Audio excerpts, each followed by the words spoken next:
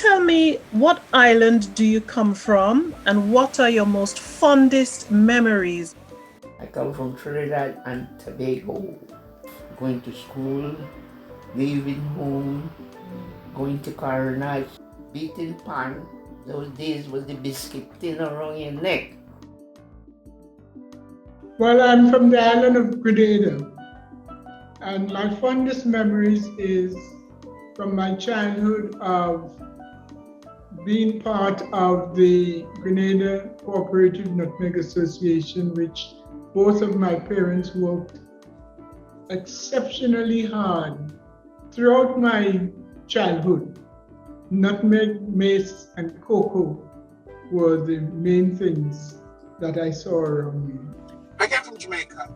It's a naturalness, it's nature, it's all about nature, it's all about being at peace. And also the very important thing, tradition. Tradition is so important. Without tradition, I think we are nothing. And can you tell me, how are you connected? How are you both connected to the Windrush generation? Met them in England, because the Windrush generation came or went to England from Jamaica on a boat called the Windrush. We traveled later by a different route. My friends and I of the same generation, we call ourselves the original Windrush children. We were the ones that were left in the Caribbean as babies. And when our parents came in the 50s and 60s, they then decided they didn't send for us, and we came up here when we were much older. So there's another story that we want to tell. My first time traveling back to the Caribbean was to Trinidad. But one of the things that really stood out to me was how different the lifestyle was. So at the time, it's a village. It still is a village. Infrastructure wasn't all that great. You know, electricity would go down, water would shut off from time to time, and I suppose it was just like a totally different experience, because I got to see how valuable a community can be when it really pulls together. Because although there were all of these issues that perhaps if you'd have asked me before I went to Trinidad, you can't live without this, you can't live without that, you can't live without the other. Actually, once you have the greatest resource around you, which is people, you can actually achieve quite a lot. I left home at I think it was about age 22. I started nursing in Grenada here, and in those days, one was made to believe that if you wanted to have a good nurse training, you had to go to England.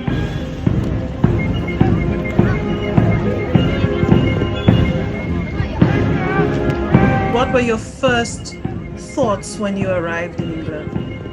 All I could see was tall houses, smoke coming out of the chimneys. So I thought it was all factories. I didn't know there were homes. I thought there were factories. I was 11 years old when I came to England. My mom having left me when I was 2. So I had not seen her for all those years.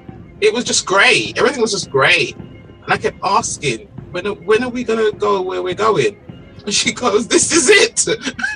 I wanted to know if the sun don't shine here. I had on 13 pieces of clothes and I still cold. Mum was not very impressed.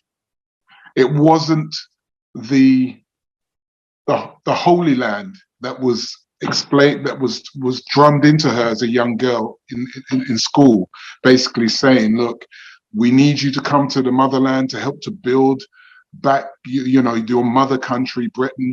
You can pick money off the trees. You can pick money off of the ground. And so this was fed to my mother along with her other friends in school. So when Mum got here and she saw the realities, the cold, harsh realities of poverty and the coldness and, the real story of Britain, she complained. I felt good. I went on the ship on the SS Columbia. I was among my own people, and we got very friendly. you start to kind of realize how unsocial it is in other parts of the world. Walking down the road in the village, I'll be walking down the road holding my mum's hand, of course, because I was very young at the time, and hearing people saying, you know, good morning, good afternoon, good night.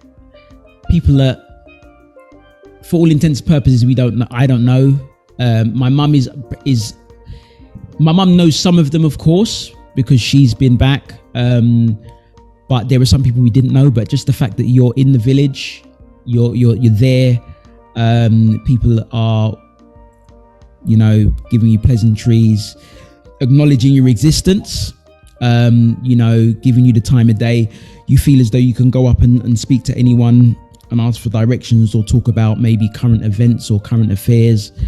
Ask for advice on where to go. It was a bit of a culture shock, to be completely honest, because you start to realize you take for granted all of the common ways of interaction that you're used to. It took me a very long while to adjust being in England. Well, the usual West Indian things, but I don't know. I wouldn't say I miss them that much, because I'm now getting into a new life.